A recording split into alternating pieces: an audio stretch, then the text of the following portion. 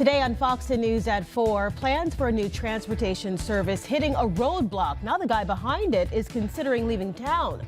Why the proposal was shut down and what it could mean for entrepreneurs everywhere. Plus, the House passing a funding bill to end the government shutdown, but it was a close vote, and it's only a temporary solution. We'll explain what this patch means for you. On this vote, the yeas are 2. And after a beautiful and pleasant day today, rain moves in tonight. We'll check the chances in your forecast. First on the Gulf Coast with breaking news and weather. Fox 10 News starts now. Well, hey there, and thank you for looking in. It's Tuesday. I'm Shelby Myers. I'm Lenny Slagan, and welcome to Fox 10 News at 4. We're going to start today with breaking news. The House approving a funding package on bringing the partial government shutdown to an end. The vote was 217 to 214. 21 Republicans and 193 Democrats voted no.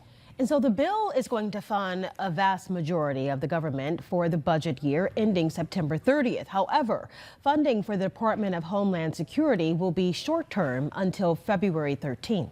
Lawmakers are still negotiating possible changes to the agency as criticism grows against immigration and customs enforcement. The bill now heads to the president's desk for Trump to sign and formally end the shutdown, which began Saturday. All right, we are switching from politics to the forecast. The House may have cleared a funding bill, and it looks like the skies, they're clearing up for us, too. Yeah, the weather is certainly better. Not nearly as cool as actually pleasant outside. Let's get your forecast with our chief meteorologist, Jason Smith. You know, guys, as I was coming in, parked my car, got out, walking in, and a bee flew right into my car and it hung out on the dashboard. Spring? Is that you? So it's warm enough for that. Right. And I know the question is, did I leave it in there or get it out? Right. I don't know. I think you got it out. I think I might need your help, Jason. Oh. Jason to the rescue. Well, I can probably handle a bee. So the forecast does look to be a little different for us. I know it was beautiful out there today, but we do have some changes on the way. 67 degrees is our current temperature. Winds out of the south-southwest at 9. And we are looking at warm weather, but there are going to be some showers working into the picture for us as we head into tonight. And here's a look at that outlook. You can see the rain's going to start moving in as we get into the overnight hours tonight.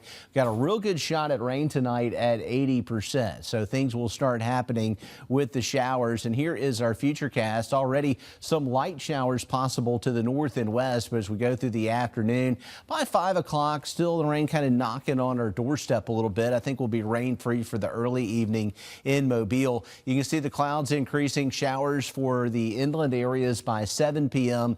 And then overnight tonight, the rain begins to spread in. That's 9 o'clock right there on the futurecast. And you can see the showers starting to develop, and they'll continue to track across our area tonight and through tomorrow morning at daybreak or just before 5 a.m. Showers could pick up a quick half-inch, maybe 3/4 of an inch of rain in a few spots. That rain's going to be over towards Pensacola by 7 a.m. and we still could have some wet streets for that morning drive tomorrow. So get ready. Rain is on the way for the Gulf Coast, but behind it, the air will be a little bit cooler for a couple of days. Then we rebound and see more pleasant weather. I'll have your Mardi Gras forecast coming up. All right, thank you, Jason. Mobile City Council members shut down a plan for a new golf cart transportation service. Jim Walker proposed the service using golf carts similar to what Mob City Rides does, but he did not get a single vote from the council. Fox 10's Brendan Kirby has more on this. All right, Brendan, talk about it. Well, Lenise and Shelby, council members didn't say anything before voting, but the owner of Mob City Rides told council members last week that there simply isn't enough business to support two companies. Jim Walker says that he spent about $70,000 to buy surplus golf carts from the Dallas Cowboys, which had used the vehicles in the stadium's parking lot. Walker says that Zed LLC was a way to revive a trolley service that his family ran a couple decades ago during Art Walk. Mobile City Council member Ben Reynolds says his objection had nothing to do with competition for Mob City Rides. Instead, he says that he was troubled by Walker's plan to hire ex-felons. What happens when something negative happens in the city? Who are they going to be looking at? They're going to be looking at us saying, hey, hold on, you let these folks come out here and operate. It's just the same thing they always do. I was just going to hire nonviolent people that have made a mistake. I mean, this system's so loaded. I mean, the state of Alabama just crucifies everybody. Under the law, Walker needed what's known as a certificate of public convenience. Asked if he plans to try again down the road, Walker says he's thinking of moving away from Mobile. Reporting live in the News Center, Brendan Kirby, Fox 10 News. All right, Brendan, thank you. Democrats continue to push back on a bill that would make the death penalty an option for certain child sex abuse crimes. Today, it passed the Senate Judiciary Committee, and it is well on its way to the full Senate chamber. Alabama political correspondent Jessica Umbro is joining us live outside the State House. Jessica, why is this bill such a sticking point for both parties? Well, there is some disagreement from some Democrats and Republicans on what is considered to be the harshest punishment for these convicted child sex abusers. Now, Republicans have been really insistent, saying that the death penalty is what's warranted here, but some Democrats have said they feel that life without parole is the option that would really be the harshest, and they really are persistent on that. Right now, the charges of rape and sodomy in the first degree are Class A felonies. That means that they have a minimum sentence of 10 years in prison. House Bill 41 would do two things. First, it would give the option of the death penalty as punishment for these crimes. It's not mandatory, but it would also set a minimum 30 years in prison for those who are convicted of first-degree rape, sodomy, or sexual torture who are sentenced to life in prison. That's before they have any type of opportunity to get out. See, I am pro-life for every human being, no matter what the circumstances, and I happen to think that the worst penalty is to let them sit there in that jail and rot. We are very excited about the progress of this bill. I hope it continues to move forward at this pace. Based on the issues that happened within my district, I will be committed to helping move this bill forward any way that I need to. Now, I'm actually having to join you from inside the State House today. You probably noticed the background's a little bit different. That's because there were some technical issues. The House of Representatives actually were in recess for about 2 hours because they're little voting boxes. So where you see the yes, no's, abstains, that was broken. So they went into a recess. They came back around 3, and the Senate is still meeting. So it's certainly a late day here for a lot of lawmakers. We're not expecting to see House Bill 41 be in the Senate chamber today, but because it passed the Senate Judiciary Committee, we could see it at any point in the future. Live at the State House, Jessica Umbro, Fox 10 News. All right, Jessica, and I'm sure they'll get that worked out. House Bill 41 would take effect October 1st if it passes. However, it would not be able to be used on crimes that happened before that date. All right, check this out. Crews spending the day relocating a historic live oak tree in Point Clear. It's all part of construction for the new Point Clear Club. It'll be a private country club, which will feature a golf course, a clubhouse, and a pool, among other amenities.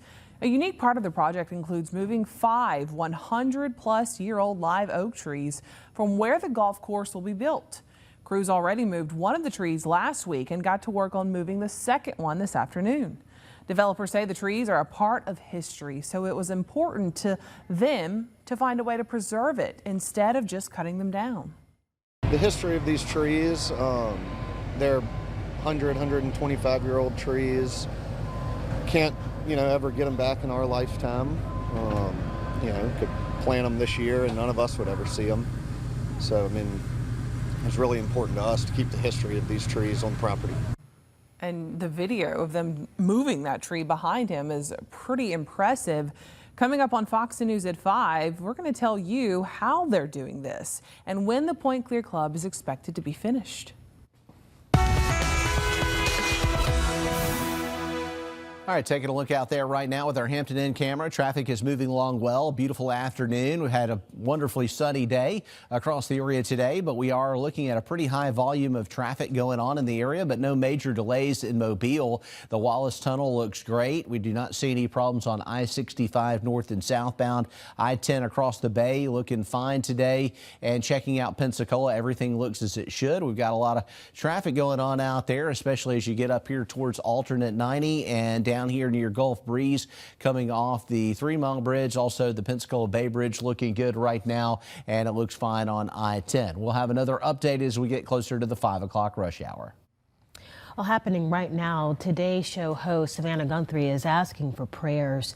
The search for her mother continues. Yeah, such a bizarre and sad story that so many people are talking about. Yeah, Lenise. she's 80 plus years of age, and right now the search to find her is desperate. Absolutely, and investigators believe Nancy Guthrie was abducted from her Arizona home over the weekend. Police say time is of the essence, especially since Guthrie is without crucial daily medication. Let's go to Michael Yoshida.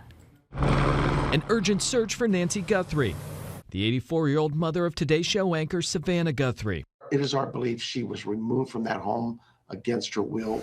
The LA Times reporting authorities found blood inside Nancy Guthrie's Tucson home. That according to two law enforcement sources who were not authorized to discuss the case publicly. The report did not detail whose blood it was or where in the house it was found. But the Pima County Sheriff did say law enforcement found a, quote, very concerning scene, and that Guthrie is without crucial daily medications. We're racing the clock here. Her meds are important, and the family has told us 24 hours without those meds could be fatal. Nancy Guthrie was last seen by her family Saturday night. When she did not show up to church Sunday morning, relatives went to her home and then called 911 around noon to report her missing.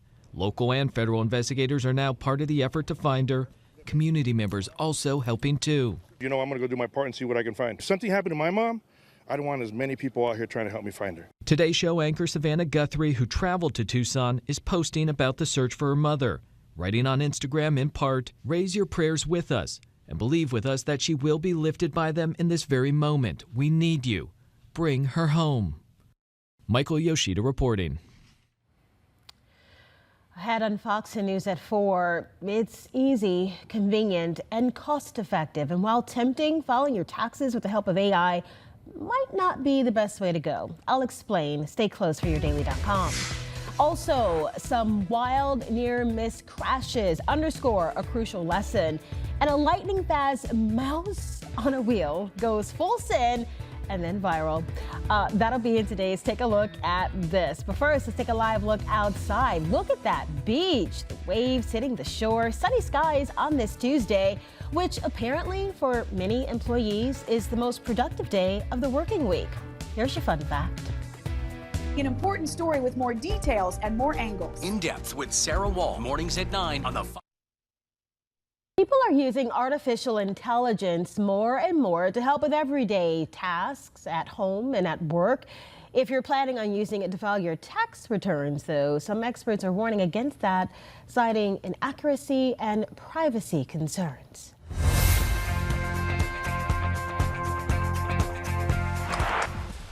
The 2026 tax filing season is here and open. Some people might be debating whether they should use artificial intelligence to help file those taxes. If you've got recipes you want, you can get them way, way faster in Copilot or in ChatGPT.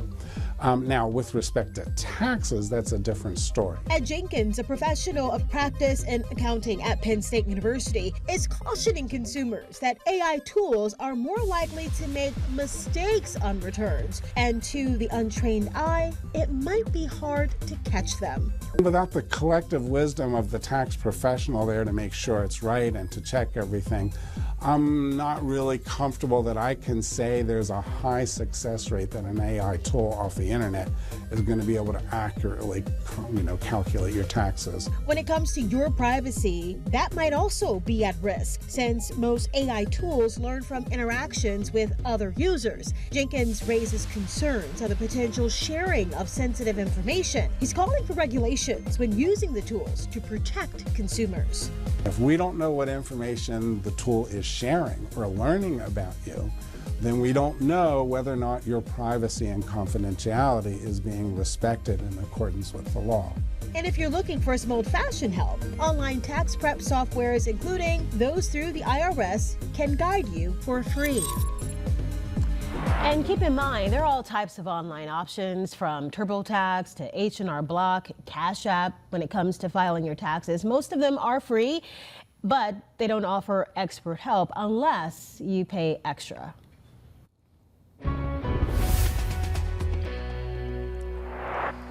All right, taking a look downtown right now to the south. We've got blue skies in that direction, clouds back to the north and west. And you can't tell by looking at that shot here with our all-in credit union camera, but there are some rain showers that are on the way. They're already knocking on the doorstep of our inland areas. They're running into a little bit of dry air and a little bit more stable air initially, but it won't last much longer. It won't be long, and the showers should start to break out. The thicker clouds starting to pull into Clark County and Washington County. Still partly cloudy here in Mobile County. We've had a beautiful sunny day all the way across the Panhandle today.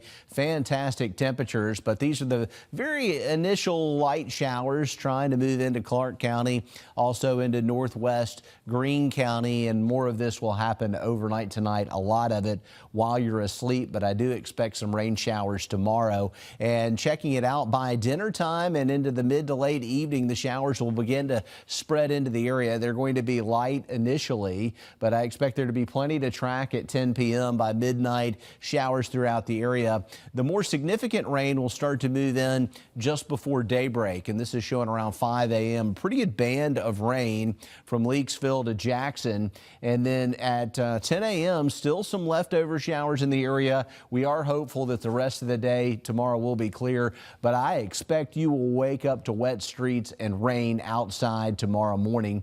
By the afternoon, we clear, and it will turn a little colder behind this front. It's just a temporary setback, and we'll be pretty close to where we are now with our temperatures again by the weekend. It's 65 degrees. Wonderful weather right now. We did hit 70 in Leakesville today.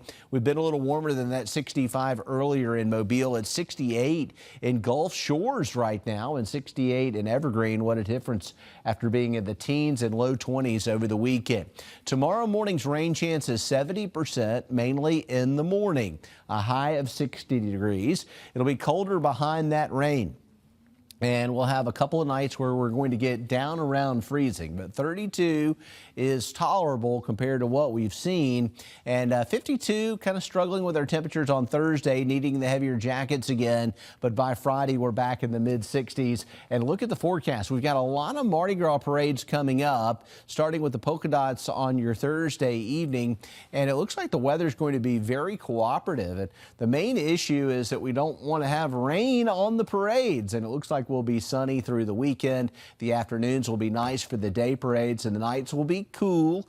And next week, we continue to hold that pattern with highs around 70 on Monday and Tuesday with only a few spotty showers. All right, Jason, thank you. A pair of nail-biting near misses caught on camera are reminding drivers that slow down and move over isn't just a catchy cautionary phrase. In many places, it is the law. Jeremy Roth has today's Take a Look at This. A pair of crazy caught-on-cam close calls underscore the perils of winter weather driving and how important it is to slow down and move over. In Tennessee, a highway patrol trooper had pulled over one speeding vehicle when another plowed into the parked patrol unit, nearly pinning the trooper between the stopped car and the guardrail. He was able to narrowly avoid serious injury, but the vehicles involved were in bad shape, a situation that might have been avoided if the driver had slowed down and moved over. In Nebraska, the state patrol says troopers were dealing with stranded motorists when an out-of-control car careened through the scene and struck the stopped vehicle, sending troopers diving for safety.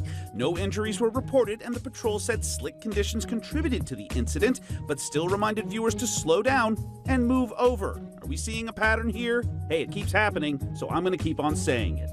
Over in rural Virginia, no amount of slowing down or moving over was enough to keep an escaped kangaroo from obstructing traffic, which begs the question, what in the Sam Hill is a kangaroo doing in rural Virginia? Well, however it ended up there, the Nelson County Sheriff's Office says it got loose, made its way onto a busy road, and sustained minor injuries before deputies corralled it and got it back to its owner. The animal is expected to make a full recovery. Finally, how this Florida mouse was able to recover after going full throttle on a wheel at the Brevard Zoo is beyond me. The zoo shared the dinky daredevil's dizzying daring do on Facebook, saying the video wasn't sped up. The mouse is just that fast. It's certainly impressive, but in the interest of today's theme, if it were me, I'd slow down and move over. And probably barf. For Take a Look at This, I'm Jeremy Roth. All right, get ready. A sequel in spring? Groundbreaking. We're talking about the latest trailer for this highly anticipated sequel in your entertainment news next. was talking about this morning with Lee. It is one of the most anticipated movies of the year. Yes, it is. A new trailer for The Devil Wears Prada 2 is now out. 20th Century Studios releasing the clip. Yeah, Devil Wears Prada was a huge hit when it first came out 20 years ago. I can't believe it was 20. It couldn't have been 20 years ago. The movie made more than $300 million at the box office globally. About half a dozen of the movie's biggest stars, including Meryl Streep, Emily Blunt, Anne Hathaway, they're going to reprise their roles. The movie's director, David Frankel, also is returning. So the new movie is following Meryl's character, the Runway magazine editor-in-chief, Miranda Presley, as she deals with the decline of print journalism. The Devil Wears Prada 2 coming out May 1st. So a good friend of mine, Allie, I'm shocked that it was 20 years ago because she must have been 10. But we're all going to go see it. And we've been sharing the clips. It's so funny. Have you seen the trailer? Have not seen the trailer. I'm talking about the eyebrows. Oh gosh, it's so iconic. There's so many one-liners from that movie that people use all the time. Memes made from this movie. It is just so funny. Anne Hathaway ages like fine wine. Right? I think it's going to be a hit. It is. I'm a huge fan of Emily Blunt. I just think she's so funny. So yes, we're all going to go see it when it comes out. Okay, that's a good one. Well, the life of Michael Jackson will soon be told in theaters. Lionsgate releasing the official trailer for Michael, the upcoming biopic about the life and legacy of the late pop icon. Yeah, it stars Michael's nephew, Jafar Jackson. He's portraying his uncle in this feature film debut, following his rise to fame, starting with the Jackson 5. It comes out in IMAX theaters April 24th. And he's the son, I believe, of Jermaine Jackson. I imagine that has to be hard. Being the nephew or taking on this role? Taking on this role. Big shoes He signed up for it. And of course, the love and just the larger than life performer he was, but also the controversy, especially towards the end. Yeah. He's been getting a lot of compliments for his portrayal, and especially for this being a debut. So, you know, he knew that when he took it on, right? And apparently he's killing it, so we'll see. I love a biopic, so I definitely will watch that one. All right, Netflix is taking viewers back to Hawkins. Okay, the streamer revealed the first teaser for Stranger Things, Tales from 85. It's an animated spin-off series of the fan favorite universe. Set in the winter of 1985, the story follows 11. Mike, Will, Dustin, Lucas, Max, they're all facing a new threat that is surfacing beneath the town. The series debuts April 23rd on Netflix. I am not so much of an animated person. Yeah. But, you know, so many people thought that there was going to be a secret season release, and I wonder if this is kind of... Did you think that? I didn't really. Yeah, I didn't There were think a lot that. of, like, it seemed like, what do you call them? Easter eggs that hinted towards another season or something coming, and I was like, okay, that's a little fishy. But I feel like it was all wrapped up. I love an animated flick, but I'm not going to see. I like when it's done, it's done. Don't drag it out. Yeah, I won't be watching that, I don't think. And I hate to say that because I love Stranger Things. I agree. But we're going to leave it there. Next up, we're going to dive into the big breaking stories we're working on for your most local news at 5. And then this. It's very common that patients don't know their cholesterol levels. Do you know your cholesterol numbers? A lot of people don't, and it could be putting your heart at risk. We're going to tell you why it's so important to get tested and the treatment options available to you next. Wait, I knew that it was the best decision for me. Don't hesitate. Call me, Dean Waite, right now. Committed to you. This is Fox 10 News. Let's get you caught up with what we're working on for your most local news at 5. First, an urgent search continues for a Mobile County mother and her 2 children. What 911 call transcripts from a neighbor are revealing tonight. Yeah, plus Mobile County's top prosecutor is asking city council for help funding his office, while local leaders say they're frustrated. And then we're highlighting a young lineman who helped restore power to Dolphin Island. We're going to have those stories and more in about 30 minutes from now on Fox 10 News at 5. All right, let's take a look outside right now. We have partly cloudy to mostly cloudy skies. These gray skies you see off into the distance, that's a sign of things to come, which will be an increase in cloud cover and ultimately some showers. And taking a look at it here, we're going to see the potential as we look into the future of having some showers in the area as we head into tomorrow morning. Now, right now, if we take a look at our current situation, you can see a little bit of light rain trying to get into the area. And that's one of the cool things about the Fox 10 weather app. You can see not only where the rain is right now, but where it's going to be in the future. We expect it to be in our area tonight. Here's a look at our satellite radar picture. We do see the rain starting to move in from the northwest, and it's just about to slide into the forecast area now. If you're thinking ahead for Mardi Gras, we do have a parade this week on Thursday.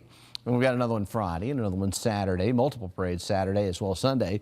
So order of polka dots forecast for Thursday evening.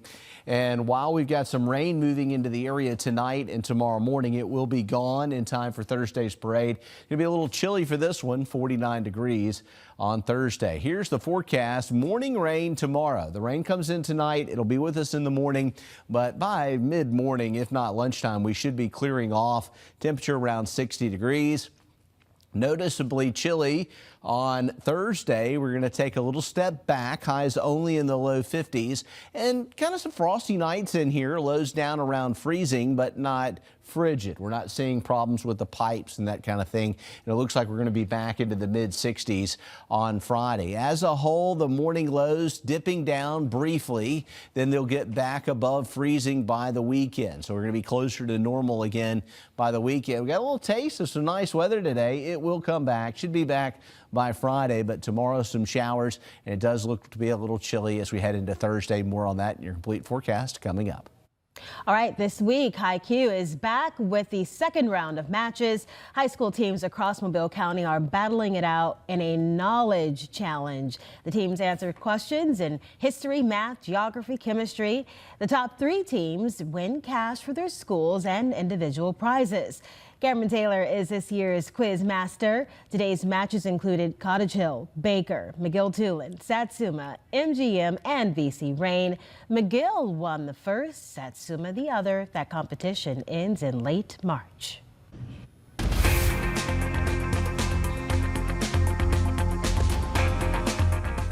Well, according to NerdWallet, 39% of Americans do not feel confident in their financial ability to withstand a loss of income in 2026. In this Watching Your Wallet, consumer investigator Rachel DePompa takes a look at the job market and what families can do to be ready just in case. The latest data indicates a job market that is not only unfriendly to people who are without jobs and looking for work, but also to people who would otherwise upgrade their current position. This is according to Elizabeth Renter, a senior economist with NerdWallet. When we look at the data and see a labor market that is welcoming to workers, we see one where hiring rates and quits rates are high because there's a lot of turnover. It's fairly easy for people to find new work, to upgrade their current role to one that's a better match, has better pay, better benefits, but that isn't the case right now. She says hiring is very lackluster and people are staying in their current jobs because they know the environment is unfriendly. Renter says when people are also worried about losing a job, it points to a lack of household financial resilience, meaning your ability to withstand unexpected job loss or bills. If this is you, she says, focus on your access to emergency savings and credit. Always look to bolstering your emergency fund in times of uncertainty. So experts recommend you have 3 to 6 months of living expenses set aside. That's a very tall order for most people, right? But start small. Don't be afraid to start small. Set a goal for a couple $100 and then $500 and then up it to $1,000. She says building a substantial emergency fund can take years, and that's okay as long as you're making progress along the way. She also says pay down high interest debt, make a plan to get rid of it, and stop putting new expenses on the card you're trying to pay off. With this Watching Your Wallet, I'm Rachel DePompa. February is Heart Disease Awareness Month, and this next story is speaking to the guys out there. There's a new study revealing men's heart disease risk starts to go up years earlier than women. It starts in their mid-30s. Researchers found the gender gap emerges at age 35. Men reached the 5% mark for cardiovascular disease nearly 7 years earlier than women. Experts advise men and women to monitor their heart health in young adulthood.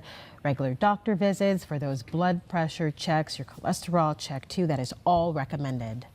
And speaking of blood pressure, a concerning new study reveals 4 out of 5 American adults with high blood pressure don't have the condition under control. That's 80% of Americans who are putting themselves at an increased risk for heart disease and dementia. That's according to the study.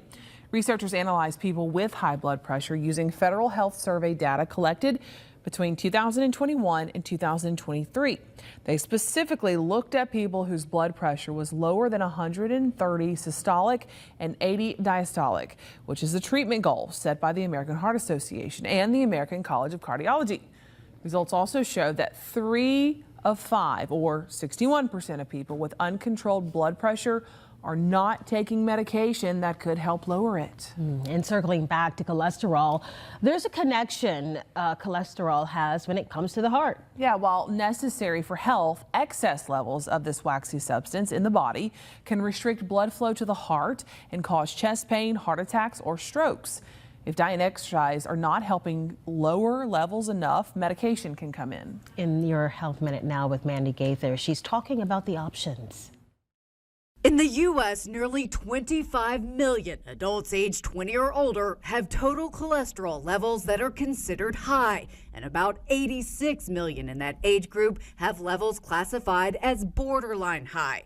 But since it doesn't often come with symptoms, you can only know your numbers by getting tested. It's very common that patients don't know their cholesterol levels. Dr. Lakshmi Mehta with the Ohio State University Wexner Medical Center says it's critical to know your cholesterol level in order to manage it and lower risk of cardiovascular disease while adopting a heart-healthy diet low in saturated fats. Exercising, losing weight, and quitting smoking can all help. Sometimes it's not enough and medication is needed. However, slightly more than half of U.S. adults who could benefit from cholesterol medicine are actually taking it. High levels of the cholesterol, especially the LDL cholesterol, is associated with developing plaque or blockages in your heart arteries or in your neck arteries, which can result in strokes. Mehta says that while most patients know that statin medications are the cornerstone treatment to lower cholesterol, not everyone can take them. And she says many don't know there are other options in both pill and injectable forms for those who are statin intolerant or need an extra line of defense. It's not just lowering the LDL number that's important. It goes beyond that. It's also that medications can stabilize plaque and slow the progression. For Health Minute, I'm Mandy Gaither. New officers joining Mobile and surrounding cities. Find out how these new recruits will affect your safety. Plus, hear their advice for the next class.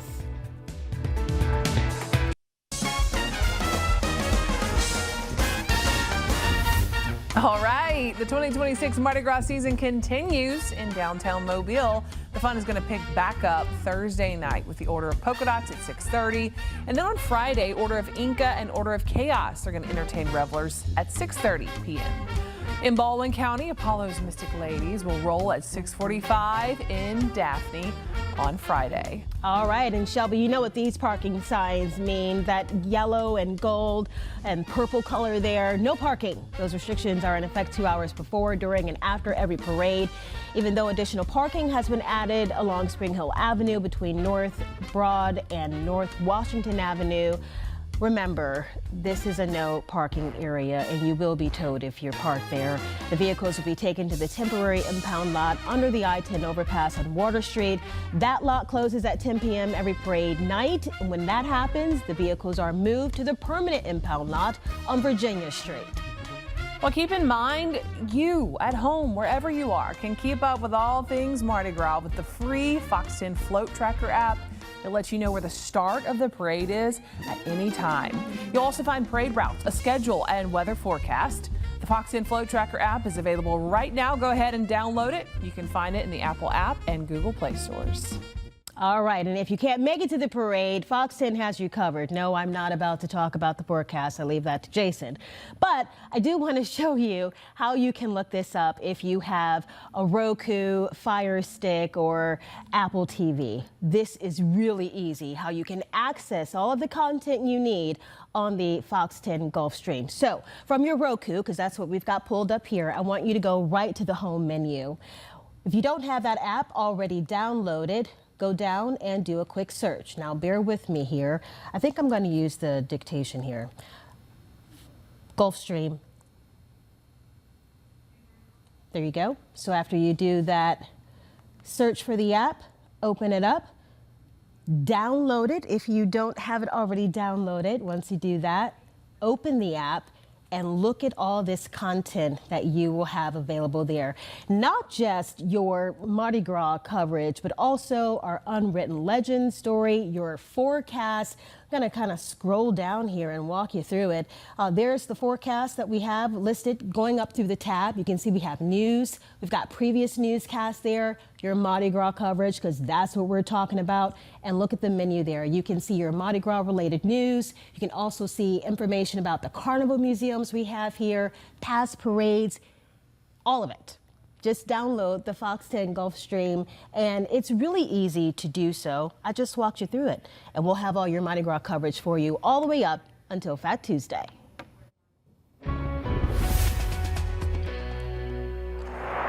Wow, that really was easy. Thanks, Lenise. Here's what we're seeing as we take a look at the satellite radar picture here. You can see the showers back into Mississippi. This is all heading our way, so we will have some rain around possibly by mid to late evening, even in Mobile and in Pensacola. To the north and west, we're already seeing a few sprinkles out there presently. So light showers already starting to break out in northern Clark County, northern Washington County.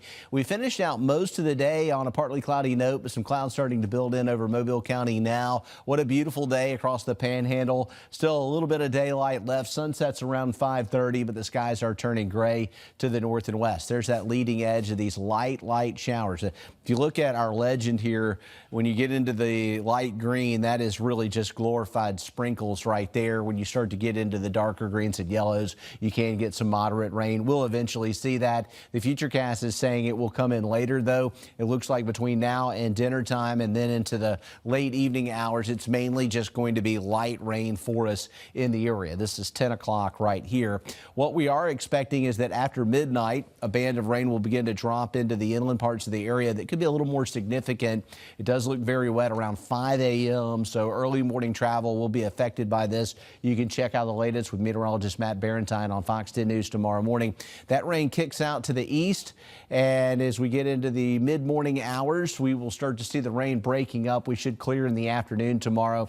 And beyond that, a brief cold spell and then back into the mild weather. So just a little bit of a quick shot of chilly air. We will be below freezing in places on Wednesday night and most of the area on Thursday night. The nights will be a little frosty. A high of only 52 on Thursday, and then we're right back to the 60s. 65 Friday, 68 Saturday, 70 on Sunday. Polka dots on Thursday, more parades Friday, Saturday, and Sunday. Great weather for that, and even into early next week. As we're getting into Mardi Gras season, we're also starting to see some milder weather. Could be back to 70 by Sunday, and Monday, 71 on Tuesday. All right, thank you, Jason. Help is on the way for Mobile Police. Nearly 24 new officers taking the oath to protect the community. Our Stephen Moody is explaining to you what this means for the department and also public safety locally. So help me God. Congratulations, Class 79. And with that, the city of Mobile and other cities in our area now have more than 20 new officers protecting the streets. They've spent 14 weeks training for everything from traffic stops to active shooter situations. And today was a celebration of their accomplishments. This really helps us in our staffing. You know, as we sit right now walking out the door, we'll be sitting at 499. We have another class starting in March. Hopefully we're going to roll 20 to 22 in that one. And so things are looking positive for us as far as our recruiting and our retention. Mobile PD says these officers will help fully staff patrol shifts, meaning faster response times when you call 911. 13 other recruits will join departments across the area, including Foley, Loxley, Summerdale, Citronelle, Saraland, Pritchard, and the Mobile County Sheriff's Office. And they're all excited about the journey. Really, I was like, finally I'm here. That's all. We did all these burpees and all the exercises and training. I thought I'd never get here, but I'm here, so I'm feeling blessed. You know, everything we did, there's a reason for it.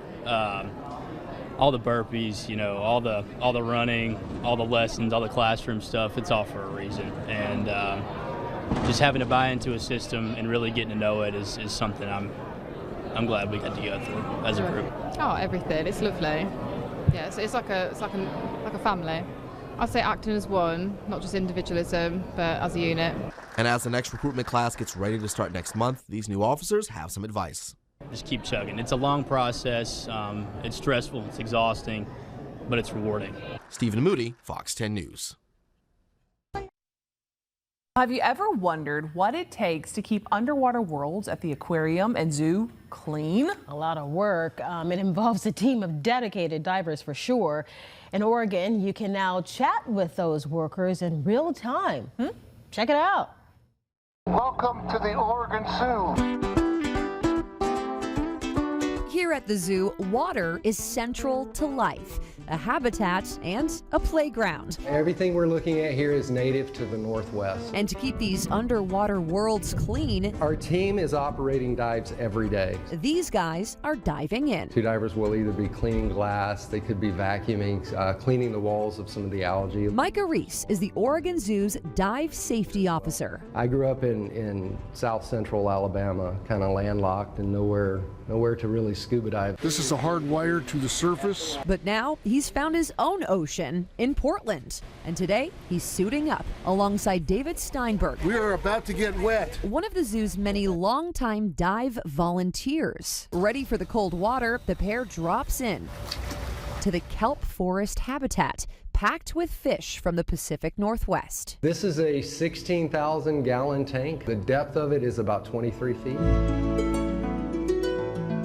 Be doing your work, and then if you look to your right, you will have a rockfish usually staring at you or observing you and watching. They're very curious. They're much like cats. And today, we're all tuning in as the divers test out a brand new way to talk with visitors from underwater. David, can you hear me? Yes, I can. Thanks to a generous donation from David, This is the first interpretive dive where I can talk to the public. the zoo now has a communication system that lets divers speak with guests. Hi. Hi there. Turning silent observation Look at that orange fish. into conversation. The orange one is a rockfish. How many fish in there? 30 or more. I had an idea about utilizing underwater communication systems, and that really super excited me for the ability to talk to the public like we're doing now. Hi there. What's your name? David.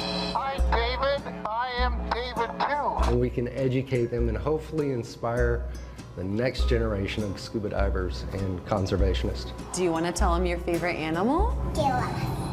Giraffe. That's a fun one. We watch kids wave with wide-eyed wonder while mom settles the score in a silent game of rock, paper, scissors. How many dives have you done? This is my 501 dive. I get to go in the water basically every week. You don't know which tank you're going to be in until you get here. Even Nora the polar bear is intrigued. She's really into dive equipment, so anytime we have dive equipment, she's like ready to it looks like she's ready to go diving with us. From deep dives to underwater chats, we're heading up, Bonnie. This team cares for the creatures behind the glass, helping to share their world with ours. This is David and Micah signing off. Shelby Myers in the studio now with what we're finding out today. And Shelby, that 911 call revealed some new information. Yeah, it did, Livingston Cameron. A neighbor made that call and told the 911 dispatcher Ariella her daughter Narika and son Anthony were gone. He mentioned an ex-boyfriend he said had been on the run for months. Saturday morning, a worried neighbor calls 911 when Ariella Chockock didn't show up to work. We spoke with that neighbor, Maurice Smith, Monday. He tells us Ariella is a painter for a local subcontractor. She doesn't drive or even have a car. Smith got worried when she didn't answer the door for her ride to work Saturday. That's when he called 911. This is part of that call. He tells the dispatcher, quote, "I went in their house because it's okay. We're neighbors like that. But I went in because nobody was answering." Maurice tells the dispatcher he last saw Ariella, her 17-year-old daughter Narika, and 2-year-old son Anthony Friday night around 7:30, and that she didn't say anything about leaving. He went on to tell the dispatcher, quote, "She has a crazy ex-boyfriend, and now nobody answers their phone. Their phones are cut off. Nobody can get a hold of her. She was supposed to be at work. Nobody has heard from her, her daughter, or her son." Maurice also says Ariella's ex-boyfriend has been on the run for at least 8 months.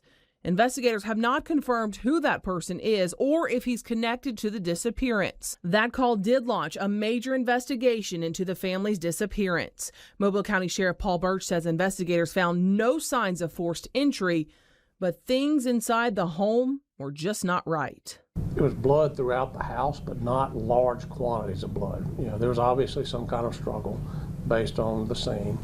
There were, the mattress was gone, there was clothes, throughout the bedroom that appeared to be dumped out, and the hampers missing. FBI agents, Homeland Security, and the local sheriff's office say they will spare no resources to find this family. Originally, Anthony's father, Juan Antonio Garcia, was a person of interest. This is his mugshot. He was picked up Sunday on outstanding warrants for drug possession charges outside of Amarillo, Texas. Investigators questioned him, but no longer consider him a person of interest in the family's disappearance at this time. And I just asked if the ex-boyfriend mentioned in that 911 call is Juan Garcia. Investigators tell us Garcia is the only ex that they're currently aware of, and again, they say he gave them an alibi. Of course, sheriff's deputies say they examined nearby surveillance footage. They say it is helping in the search for this missing family. But again, this is still an investigation. They don't have a lot of information, or they're not revealing it to the public. So if you know anything about this case, call the Mobile County Sheriff's Office right now. In the studio, Shelby Myers, Fox 10 News.